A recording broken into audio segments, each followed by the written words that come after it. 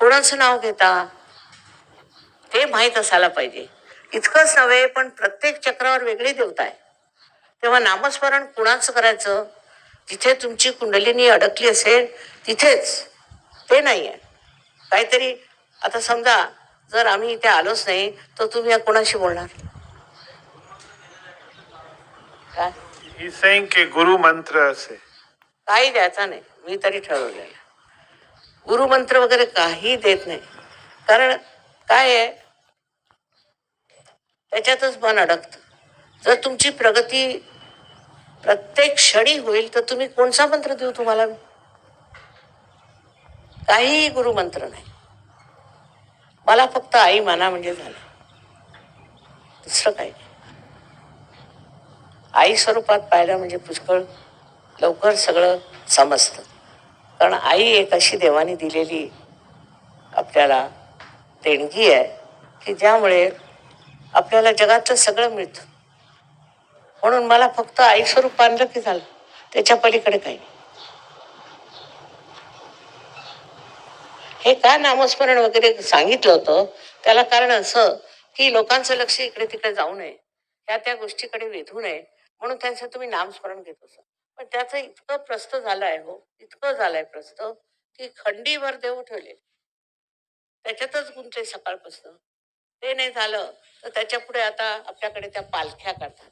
बघा, ज्ञानेश्वरांना पायात वाहना नव्हते आणि तुम्ही पालख्या काढून गावगाव पीक मागत चालली, याला काय अर्थ आहे? अशाने काय होतं की सर्व काही अध्यात्माचा एक खेळ होऊन गेले, काहीतरी त्याचं विभत्स रूप आलेलं. तसं काही नाही, अगदी स्वच्छ आहे ते. He's saying Ashtang Yoga, does it help in the rising of the Kundalini? No, असं अष्टांग योगामध्ये अष्टांगातलं मधलं एकच अंग आहे त्याच्यात तुम्हाला शरीराची तुम्ही निगा राखू शकता. त्यातलाही एवढासाच भाग व्यायाम. पण त्याच्या पुढच्या ह्याच्यामध्ये त्यांनी सांगितलं की ह्यानी म्हणजे माहिती आहे की तुम्हाला ह्यानी निर्विचार समाधी लागली पाहिजे आणि निर्विकार समाधी लागली पाहिजे, हे आहे. पण ते कसं काय ते काही लिहिलेलं नाही. कुंडलिनीचं सुद्धा नाव दिलेलं नाही. फक्त आपल्या नाथपंथांमध्ये असं होतं की एका माणसाला द्यायची, लाखात एकाला पार करायची, अशी परंपरा.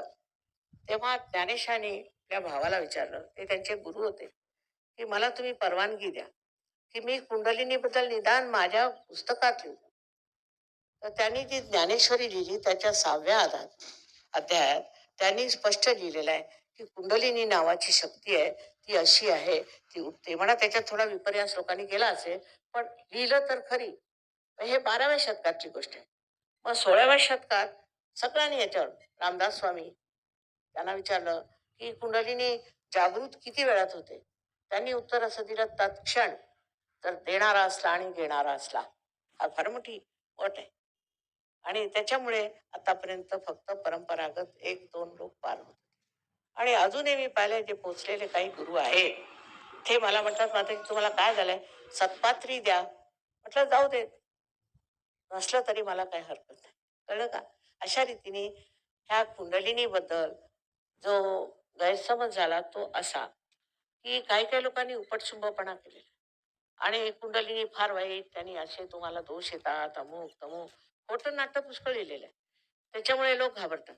पण तसं काहीही होत नाही. आज मी 30 वर्षापासून हे कार्य करते. मी तसं काहीही पाहिजे कधीही होते, उलट फायदाच होतो. अनेक रोग ठीक होतात, मानसिक रोग ठीक होतात. आणखी इतकंच नव्हे, पण धनसंपत्ती सुद्धा, तुम्हाला आश्चर्य वाटेल, लक्ष्मीची कृपा, लक्ष्मी जाते, हे सगळं होतं. हे आपल्याला करायचं आहे या देशात, विशेषतः महाराष्ट्रात. तर महाराष्ट्रात थोडं काम कमी आहे आमचं, काम आहे.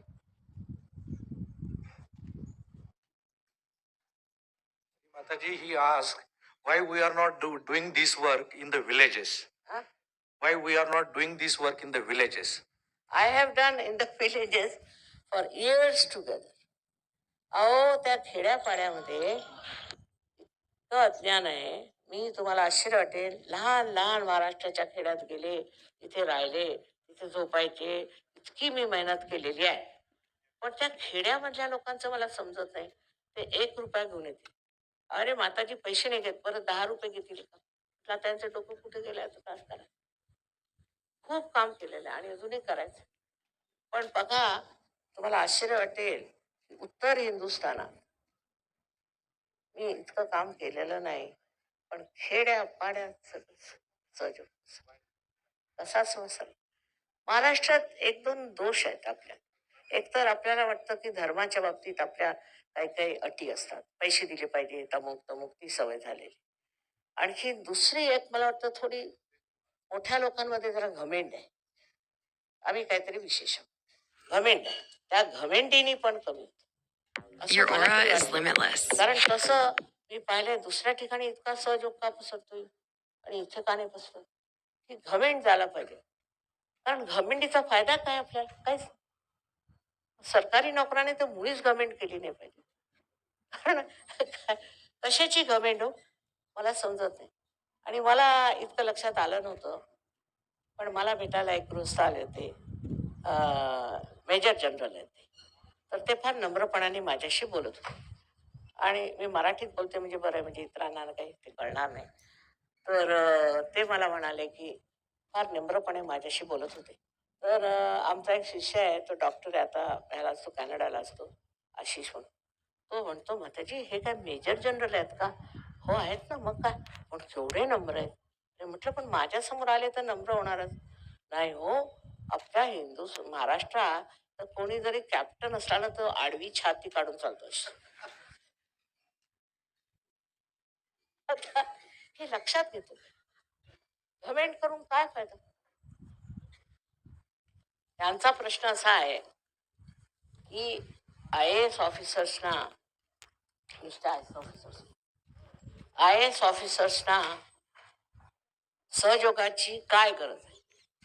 आता मी आधी सांगितलं होतं, की काय असतं हे आय-ए-एस मध्ये गेले म्हणजे इतर लोकांच्या पेक्षा उच्च स्थितीला जातात. कारण अर्थात ते विद्वान आहेत, फार कार्यप्रवण आहेत, म्हणून त्यांना ही स्थिती मिळते. हे कबूल. पण होतं काय, की एकांगी जीवन मुळात सकाळपासून संध्याकाळपर्यंत धावपळ, धावपळ, धावपळ. शनिवार, रविवार सुद्धा धावपळ करत. तुम्हाला आश्चर्य वाटेल, 40 वर्ष आम्ही इथे राहिलो साहेबांच्या बरोबर. एक दिवस ह्या गृहस्थानी सुट्टी नाही. शनिवार, रविवार कोणत्या दिवशी नाही. रोज रात्री यायचं. ते कामं करायची. पण मला त्याच्यात हरकत नव्हती. कारण आपल्या राष्ट्रासाठी कार्य करते. माझ्या राष्ट्रीय प्रेमाची ही काय होती मला पूर्णपणे मदत होती. पण तसं काहीच नसतं. तेव्हा थोडंसं बॅलन्समध्ये राहिलं. पण ते बॅलन्समध्ये आले तरी सुद्धा त्यांचं आहेच तसं, आयुष्यच तसं. त्याच्यात सारखं फार काम करावं लागतं आणि त्यांनी राईट साईड येत जातं. पण त्याला इलाज सहयोगात आहे आणि कुंडलिनीच्या जागरणाने त्यांचं जे काही संतुलन आलेलं आहे ते नष्ट होईल. ते पूर्ण नष्ट झाल्याबरोबर मजेत येतील अगदी. काही त्यांना वाटणार नाही. बेफिक्र. म्हणून आय-ए-एस ऑफिसर्सना फार कारण आपल्या देशाच्या पाठीचा कणा आहे. त्यांच्या दमावरती सगळं काही चालतं. आपल्याला माहित असेल फ्रान्समध्ये इतका हा असतो अ, बदल होत असतो तिथल्या म्हणायचं काय राजकारणी लोकांचा होत असतो. पण तिथले जे ब्युरोक्रॅट्स आहेत ते अगदी पक्के आहेत. त्याच्यामुळे तो देश चालेल. तसं जर आपल्या इथले जर आय-ए-एस ऑफिसर्स ठीक झाले, अगदी उत्तम झाले, स्वस्थ झाले, तर हा देश कुणीच कुणीच वाकू शकणार सहजयोगामुळे स्ट्रेस कमी होऊ शकेल काय? का सहजयोगामुळे त्यांचा स्ट्रेस कमी होऊ शकेल काय? स्टेट स्ट्रेस मनावरचा ताण. अगदी 100 नंबरी सांगते तुम्हाला. पूर्णपणे पूर्णपणे स्ट्रेस कमी होईल. त्यांनी जे ऍक्सिडेंट्स होतात ते होणार नाहीत आणि ते मनमोकळेपणाने सगळ्यांशी बोलतील आणि फारच स्वभाव स्वच्छंद होईल आणि जे शिवाजी महाराजांनी सांगितलं होतं ना, स्वधर्म ओळखावा ते ओळख. भारतीय संस्कृति या योगा जैसे मुद्दों के ऊपर हाँ। दुनिया बहुत आकर्षित हो रही है। ये तो बात क्या सही। कारण है? उसका कारण ये ठोस चीज असलियत पे खड़ी है, वास्तविकता पे। पर हम लोग तो छोड़ छोड़ के उनके तरफ दौड़ रहे हैं। बिल्कुल भारतीय संस्कृति जैसे संस्कृति नहीं, उसका कारण हजारों वर्षों से संस्कृतियां चली आ रही। और ये कोई एक किताब पर निर्भर नहीं है, एक धर्म पे निर्भर नहीं है। सब धर्मों को एक करने वाली यही एक संस्कृति है। इसको समझना चाहिए। और हम तो समझा रहे हैं, हमारे साथ हजारों लोग आ रहे हैं। अब हिंदुस्तान के लोग भी इसमें आ जाएं पूरी तरह से तो बड़ा अच्छा। How it will help the IAS officers of our country? It's a very interesting question because I've been always concerned about it.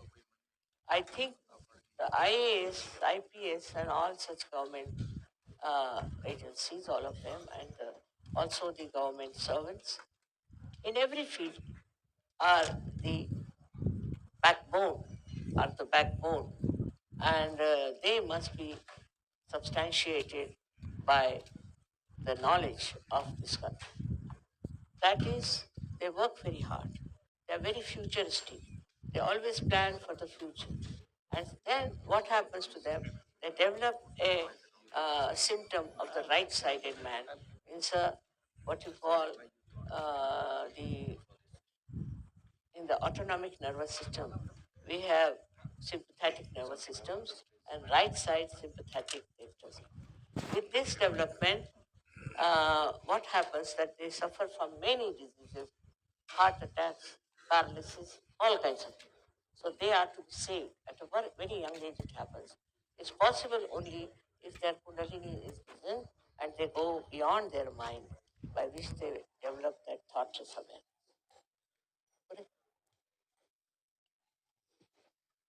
Ladies and Why gentlemen, एवढं मोठं कशाला घेतो? I think people are very anxious to meet Mataji also. But before that, I would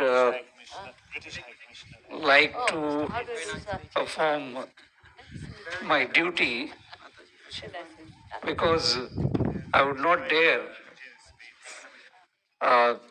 thank Shri Mataji for what she has done today by coming here and blessing all of us.